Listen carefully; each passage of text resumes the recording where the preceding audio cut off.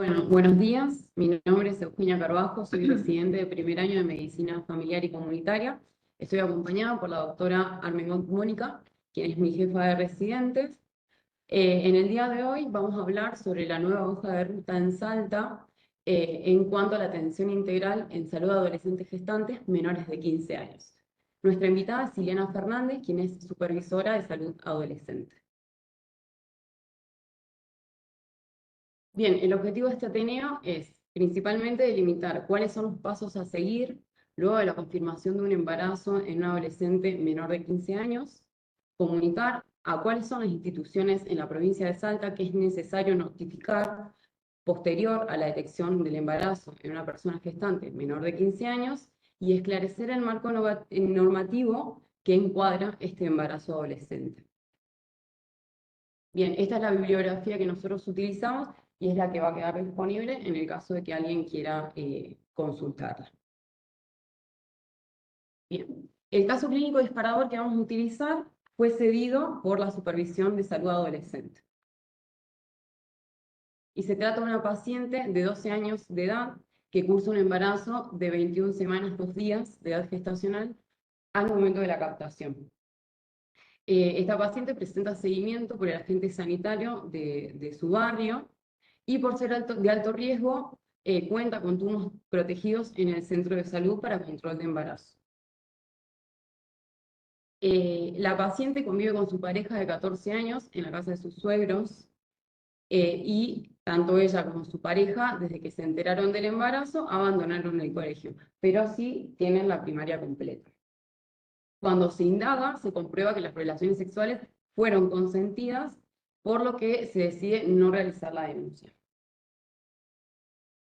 Durante el interrogatorio se evidencia que la paciente presenta dificultades para comprender qué es lo que está sucediendo y se determina que no está en condiciones de poder ejercer la maternidad.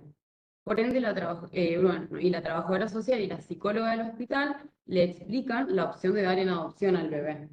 A lo largo de varias entrevistas, ella logra comprender y finalmente acepta esta opción, la de dar en adopción.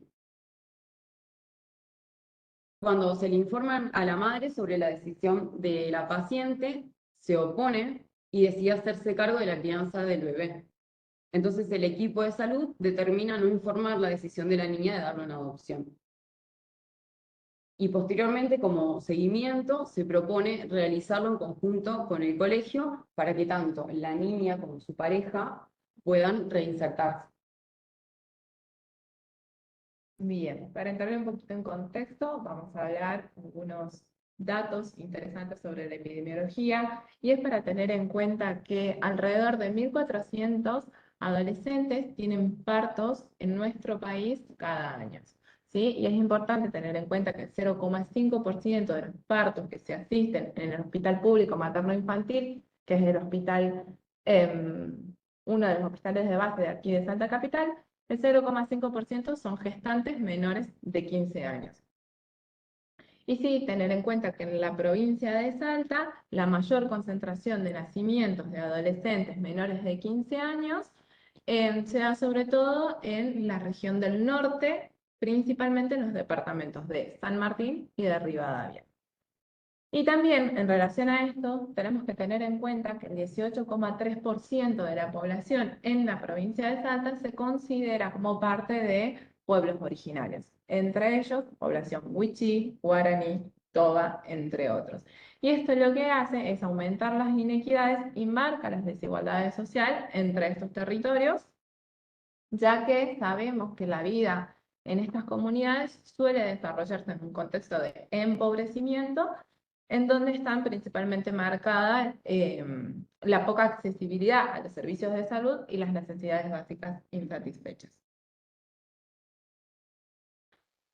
En torno a esto también nos pareció importante tener en cuenta que muchas veces los embarazos en adolescentes en estas comunidades son productos, por un lado, de uniones de relaciones tempranas asociadas a asimetrías de edad, de género y de poder entre niñas o adolescentes mujeres y varones jóvenes o adultos, en los que las adolescentes no tienen un pleno consentimiento, digamos, de la práctica sexual, ¿sí? y a su vez también son productos de lo que se denomina chineo, que es una práctica que se da sobre todo en las regiones del norte de la provincia, en el que suceden violaciones grupales de varones criollos a niñas o adolescentes pertenecientes a pueblos originarios. Y estas prácticas vienen desde la época de la colonización y han sido sostenidas en el tiempo por varones criollos que se han asentado en estas tierras.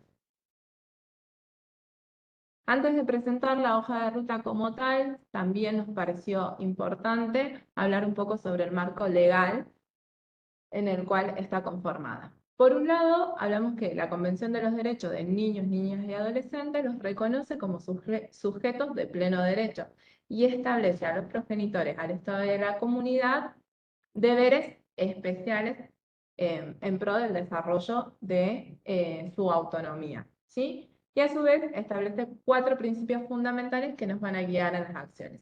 Uno de ellos es la autonomía progresiva, en la que establece que en la primera infancia y en la adolescencia son etapas de la vida en las que se van a ir conformando y consolidando la capacidad de discernir, ¿sí? Y esto viene de la mano con la participación directa, en la que obliga al Estado a garantizar que los niños, niñas y adolescentes puedan manifestar de manera libre su opinión en relación a asuntos que tengan que ver con su vida, ¿sí? Otro de los principios fundamentales es el interés superior del niño, sobre todo en situaciones en las que se pongan en juego derechos o intereses de otros grupos poblacionales ante los derechos del niño, niña y adolescentes. Y en estos casos siempre deberíamos priorizar la satisfacción de las necesidades de los niños, niñas y adolescentes, ¿sí? Y este principio de igualdad y no discriminación erradica lo que serían estructuras tutelares de poder y toda práctica discriminatoria que esté asociada, por ejemplo, a valores sociales, a valores culturales, religión, identidad de género u orientación sexual, ¿sí? Y que pongan en juego que los niños, niñas o adolescentes no puedan tener uso de sus derechos. Por otro lado, sí tenemos que saber que el Código Civil y Comercial de Argentina define a la adolescencia como el periodo que comprende entre los 13 y los 18 años. Y particularmente para prácticas dentro del ámbito de salud, hablamos de 3 situaciones en particular. En menores de 13 años es necesario que el adolescente brinde su consentimiento, pero también es necesaria la asistencia de un adulto mayor de edad, ¿sí? Entre los 13 y los 16 años, en situaciones que no pongan un riesgo grave para la salud o para la vida del adolescente, solamente es necesario el consentimiento del adolescente. Ahora, si fueran prácticas en las que implican un riesgo grave, sí es necesario el consentimiento del adolescente y además la asistencia de personas mayores de edad, pero que ejercen roles ya sean formales o informales de cuidado, o pueden ser también referentes afectivos de los adolescentes, ¿sí? Y ya en adolescentes mayores de 16 años, al ser considerados personas adultas, pueden dar su consentimiento de manera autónoma, ¿sí? Bien, en el artículo 72 del Código Penal de la Nación Argentina habla que los delitos de abuso sexual infantil son de instancia pública, por cuanto deberían ser denunciados por cualquier persona que lo detecte o lo sospeche. Y en relación en particular a esto de lo que estamos hablando, lo vas a desglosar después, Euge, un poquito más, ¿sí? Pero sí es importante que tengamos en cuenta eso. Y acá vamos a mencionar algunas leyes rápido, pero que nos pareció interesante recordarlas algunas y conocer otras, como la Ley Nacional de Salud Sexual y Procreación Responsable, en la que establece el derecho de los adolescentes a recibir la información de reproducción, sexualidad y anticoncepción, la Ley Nacional de Interrupción Voluntaria y Legal del Embarazo, que habla sobre que todas las personas gestantes tienen derecho a solicitar la interrupción voluntaria del embarazo hasta la semana 14 inclusive, y fuera de este plazo a la interrupción legal del embarazo dentro de sus causales, que también lo vamos a desglosar más adelante.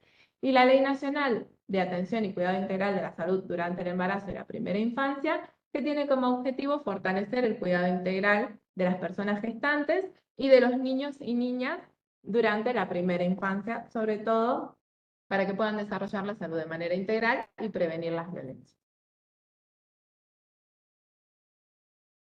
También queríamos comunicar un poco que existe la Ley Nacional de Régimen de Inasistencia para alumnas embarazadas, en el que establece un régimen especial de asistencia justificadas por razones de gravidez para las alumnas que están cursando la enseñanza general básica, el polimodal y el superior no universitario, y también dentro de esa ley habla sobre la etapa posterior al nacimiento y también las inasistencias para los padres.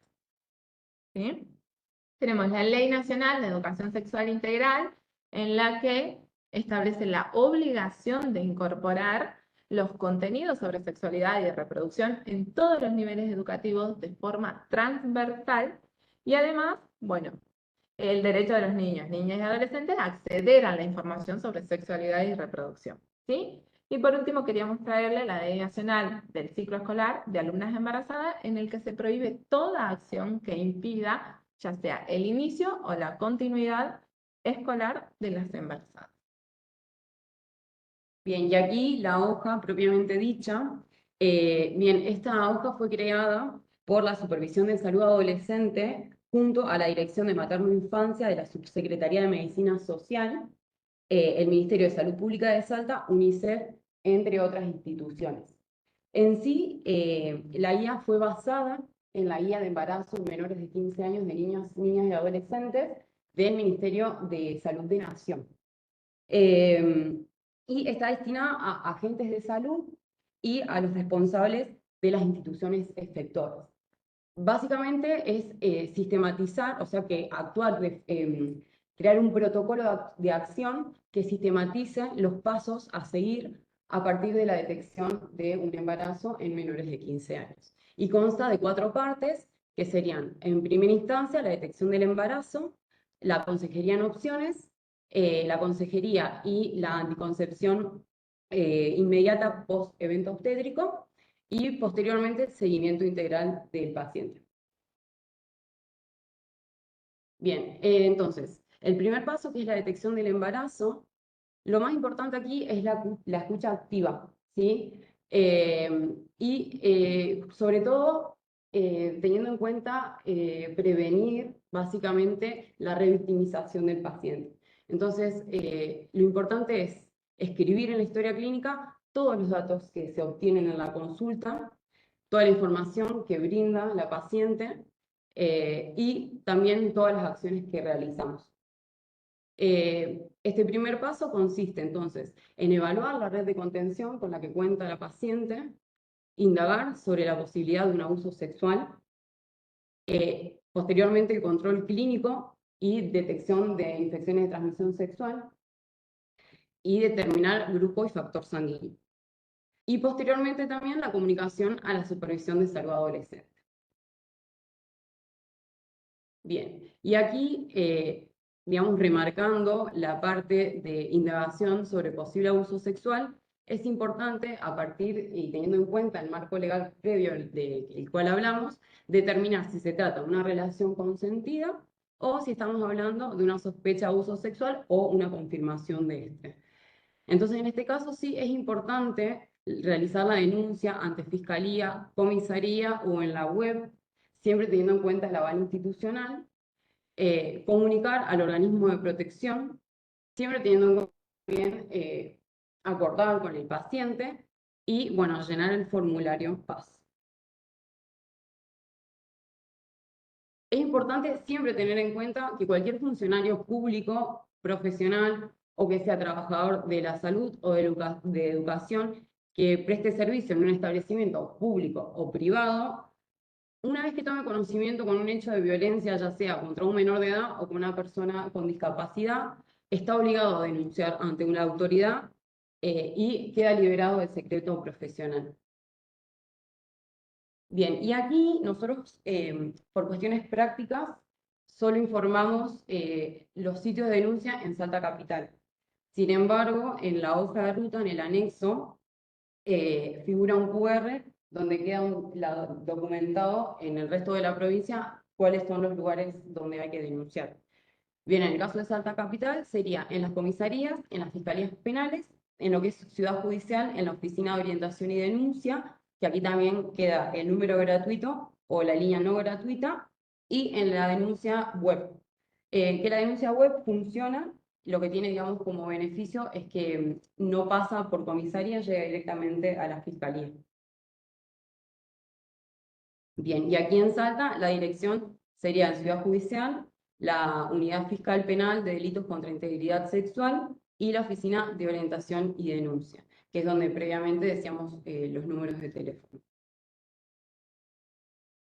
Bien, y tener en cuenta que la notificación se realiza en la Secretaría de Primera Infancia, Niñez y Familia del Ministerio de Desarrollo Social o en el caso de las delegaciones municipales de esta misma, siempre y cuando se tome conocimiento o se sospeche de situaciones que atenten en contra de la integridad, ya sea física, psíquica, sexual o moral de niños, niñas y adolescentes.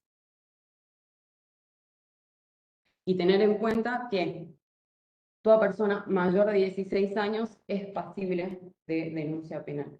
Quiere decir que por más que las relaciones sean consentidas, si se trata de un menor de edad con un mayor de 16 años, es pasible de denuncia penal. Bien, y como decíamos previamente, siempre valorando la autonomía progresiva de la persona, ¿sí? Se tiene que informar y se tiene que acordar en conjunto cómo es que nosotros vamos a presentar la información a las organizaciones y siempre proponiendo el resguardo que puede llegar a ofrecer el sistema de salud. Y en el caso de que el adolescente no quiera realizar la denuncia, bueno, sí acompañar de forma eficaz este proceso de restitución de derechos. Y bueno, esto, tener en cuenta que consideramos abuso sexual a la actividad sexual que se realiza en un menor de 13 años, teniendo en cuenta que no se considera, digamos, plenamente capaz de asumir, digamos, el consentimiento. Por ende, siempre en un menor de 13 años tiene que notificarse. Bien, bueno, como en una segunda etapa, luego de confirmar el embarazo, seguiría la consejería en opciones. Y esta puede hacer de dos maneras. Por un lado, informar el derecho a la interrupción voluntaria del embarazo o interrupción legal del embarazo, o por otro lado, si la paciente desea continuar con el embarazo, ¿sí? Y en este caso habrá que hacer un seguimiento integral y luego tener consideraciones para el parto y el puerperio. Respecto a la consejería en opciones, sí lo que menciona la hoja de ruta, que sería importante que se realice de manera interdisciplinaria y que durante todo el proceso de la toma de decisión se mantenga el mismo equipo para evitar la multiplicidad, digamos, de los autores. ¿Sí?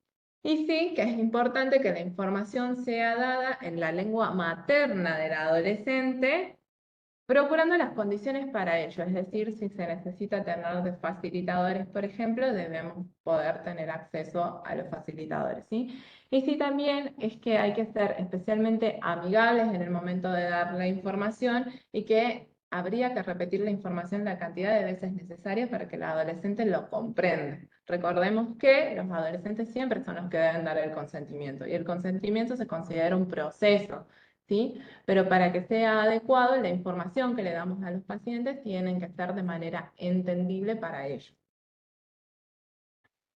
Entonces, respecto al derecho a la interrupción voluntaria y legal del embarazo, la ley 27.610, como dije antes, establece que toda persona con capacidad de gestar tiene derecho a solicitar una interrupción voluntaria hasta la semana 14 de manera inclusive, o fuera de este plazo a la interrupción legal del embarazo dentro de las causales. Y estas causales son, ya sea en un embarazo que sea producto de una violación, o en el caso que hubiera una situación que pusiera en riesgo la vida o la salud de la persona gestante, ¿sí?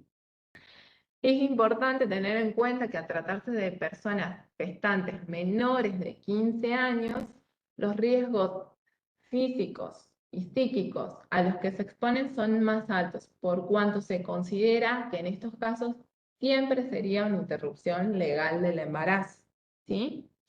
Algunas de las complicaciones físicas, recordemos que pueden ser partos prematuros, hipertensiones inducidas en el embarazo, como preeclampsia, eclampsia, a nivel social también tienen mayor riesgos a bajos recursos, a empleos mal remunerados. Entonces, teniendo en cuenta todas estas situaciones que la colocan en alta vulnerabilidad, siempre lo vamos a considerar como una interrupción legal del embarazo. Acá el único requisito es que el consentimiento sea libre y voluntario. Recordemos que en menores de 13 años es necesaria la asistencia de un adulto. Entre los 13 y los 16, esta práctica no necesita el asentimiento de un adulto, y en mayores de 16 años también solamente con el consentimiento, ¿sí? Es muy importante que recordemos que la práctica, en caso de ser solicitada, debe ser asegurada en un plazo no mayor a los 10 días desde que se realizó la solicitud, y que en el caso de los profesionales la objeción de conciencia puede ser ejercida, pero bajo el principio de no obstaculización. Es decir, que debemos tener conocimiento de los profesionales y brindar la información tanto antes de la realización de la interrupción como en los controles posteriores.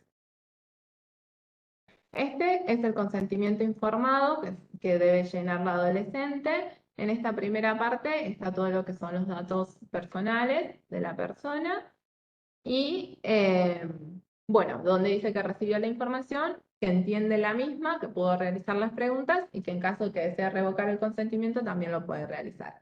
Y en esta segunda parte vamos a marcar, en este caso, el segundo ítem de interrupción legal del embarazo, firma de la persona gestante, firma del profesional, y se debe realizar por duplicado. Una copia queda para ellos y una copia debería ser adjuntada en la historia clínica.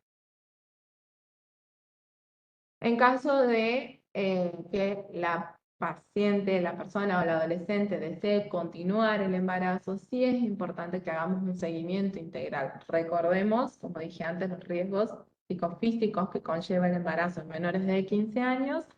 Entonces, es importante que este seguimiento evalúe y contenga, digamos, todas las situaciones de riesgos que transcurren tanto en la gestación como en el parto y en el puerperio. Por ende, deberían ser derivadas a centros de mayor complejidad en el caso que en el lugar de que tengamos conocimiento no contemos con todos los recursos necesarios.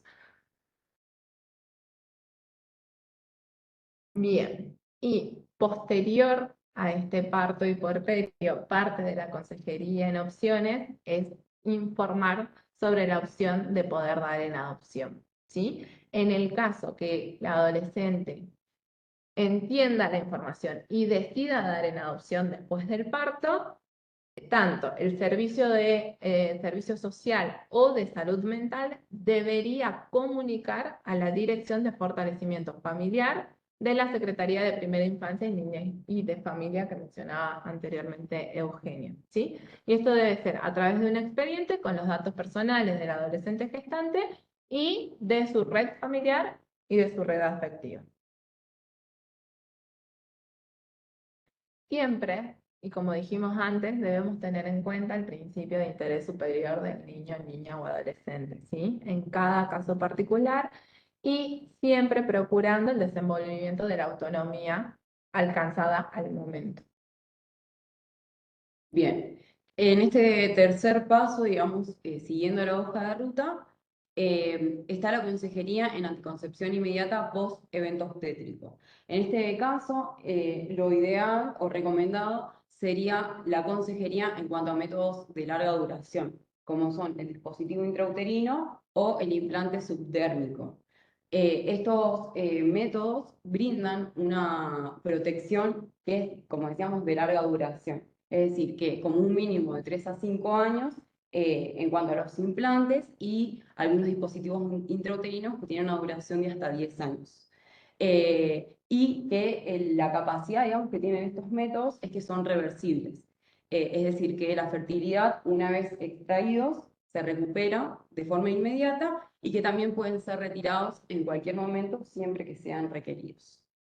Perdón, y ahí también es importante recordar que si bien los métodos recomendados son los de larga duración, siempre se debe tener en cuenta el deseo de la persona al momento de decidir, es decir, que si desea otro método anticonceptivo, también se debería asegurar la accesibilidad al mismo.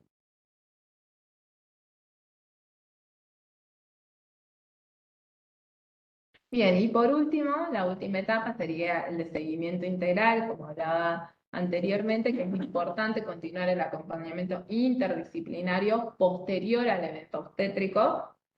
Y esto debería ser, en salud, garantizar, por ejemplo, el funcionamiento correcto de los circuitos de referencia y contrarreferencia, teniendo en cuenta que muchas veces estos seguimientos pueden ser acompañados en centros de salud o en hospitales de niveles, de menor nivel de complejidad, ¿sí? Y es importante conocer las leyes educativas que mencionaba anteriormente, porque también tenemos que asegurar el acompañamiento desde el ámbito educativo y hacer valer las leyes, ¿sí? Bien, entonces retomamos el caso clínico del inicio. Bien, y teniendo en cuenta lo que decíamos, bien, como que frecuentemente, digamos, la captación de las pacientes es en edades tardías gestacionales, por ende es importante mejorar el momento de captación de las embarazadas menores de 15 años, lo que nos permite, digamos, tener mayores plazos como para poder hacer el abordaje. Tener en cuenta también que al ser menor de edad, como decíamos previamente, es obligación notificar a los organismos de protección, ya que se trataba de una paciente de 12 años. En cuanto a la consejería en opciones, no dar por sentado el deseo de maternar y ofrecer todas las opciones disponibles siempre, y esto que decíamos previamente, que en el caso de la objeción, no dilatar los tiempos. Por otro lado, siempre tener, como lo reafirmamos varias veces, tener presente los principios fundamentales de la Convención de los Derechos de Niñas, Niñas y Adolescentes para la toma de decisiones, implementar la anticoncepción inmediata post-evento obstétrico, recomendablemente con el LAR, pero como decía mi compañera, teniendo en cuenta cualquier método, el que desee la paciente, y sí establecer un seguimiento periódico teniendo en cuenta las redes de contención de la paciente.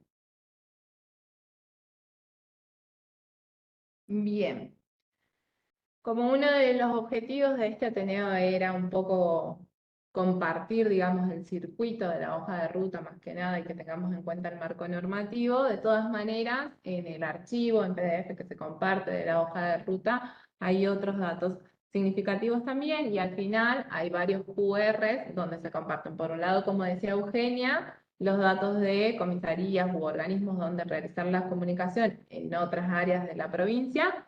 Y por otro lado también hay un QR donde está más extendido el marco legal que encuadra la conformación de la hoja de ruta, ¿sí? Y también hay otra información en cuanto a interculturalidad, en cuanto a los consentimientos informados, están en idioma guaraní y en wichí. Acá en esta última diapositiva, esto hasta acá sería nuestra presentación, en esta última diapositiva dejamos nuestras redes sociales. Este Ateneo y los anteriores también quedan firmados y quedan subidos en la página de YouTube. Así que ahora queríamos dar espacio a Hilo, si tiene algo para aportarnos, para agregarnos. Em, no sé si me está escuchando, Hilo.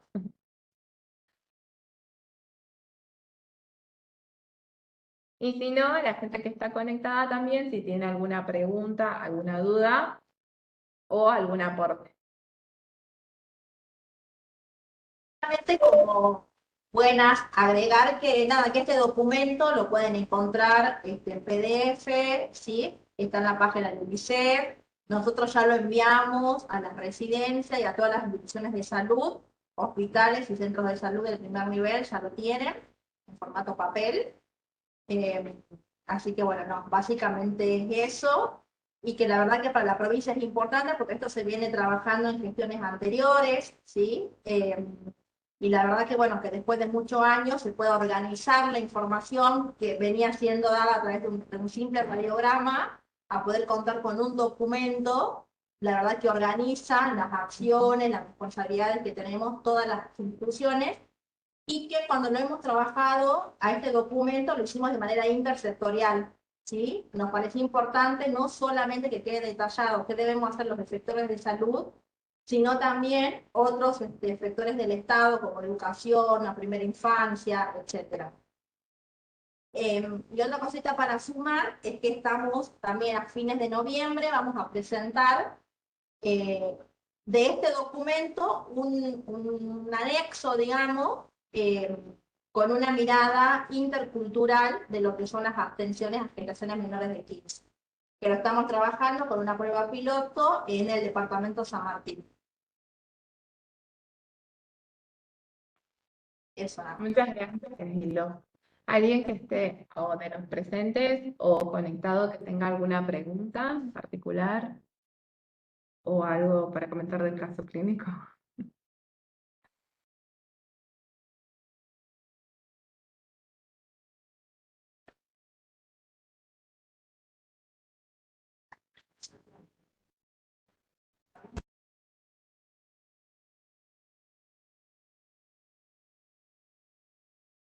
Duda. Ahí abrí. Ahí nombraban en la primera parte que para hacer la notificación ahí a salud adolescente, si no me equivoco, había que completar el formulario BAS. No, el Pues, formulario PARS es un formulario del cual, digamos, se encarga el médico legal. Sí tiene que ir anexado a la historia clínica, Bien, pero, digamos, eso ya excede, digamos, al médico que capta el caso. bien, perfecto. Nosotros, digamos, como que lo captaríamos, haríamos la notificación a todas las organizaciones Ajá. correspondientes, pero ese formulario quedaría después para el médico legal. De todas formas, sí está figura en el anexo, por si lo quieren ojear, pero ya excedería, digamos, a lo que nosotros haríamos en primera instancia. Ah, bien, perfecto.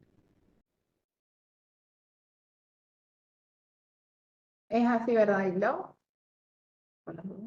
Sí.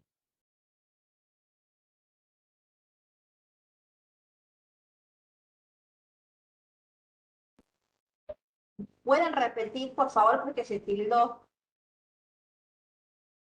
Está algo por... va? Sí, por el formulario BAS. Sí, pero ¿qué era puntualmente Yo la pregunta? pensé que lo teníamos que llenar nosotros, y acá las doctoras me decían de que en realidad eso corresponde que lo llene el médico legal o el médico asignado por, supongo que la fiscalía de turno. Por lo general sí, digamos, porque depende de eso también, las situaciones, si son situaciones como el abuso sexual en este momento, no que está atravesando un adolescente, sí hay que hacer todo un seguimiento, un protocolo que es médico legal, que son hospitales que tengan guardia ginecológica, hay ciertos requisitos para la atención más de urgencia. Bien. Gracias. Bueno, entonces, a Vanessa, sí, Vanessa. Bueno, va a quedar grabada la presentación, pero nosotros generalmente lo subimos a nuestro canal de YouTube. Así que ahí están subidos todos los Ateneos. Este, igual aparece en Presidencia de Medicina Familiar y Comunitaria de Salud. Y también queda cargado en Webex. Y también queda cargado acá en la plataforma de Webex.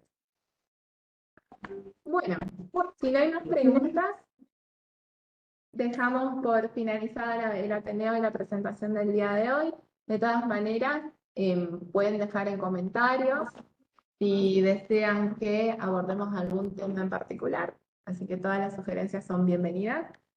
Ya estaremos informando a través de nuestras redes o a través de los WhatsApp de qué se va a tratar el próximo Ateneo. Muchas gracias. Gracias, Hilo, por estar y por tu aporte. Muchísimas gracias. No, por favor, y bueno, Andrea y yo estamos a disposición para cualquier consulta o duda así que surja, che, ¿qué hacemos? ¿Llenamos formularios o no? Nos llaman, vienen, disponibles. Muchísimas gracias. Gracias. Muchísimas gracias. Nos vemos. Gracias a ustedes.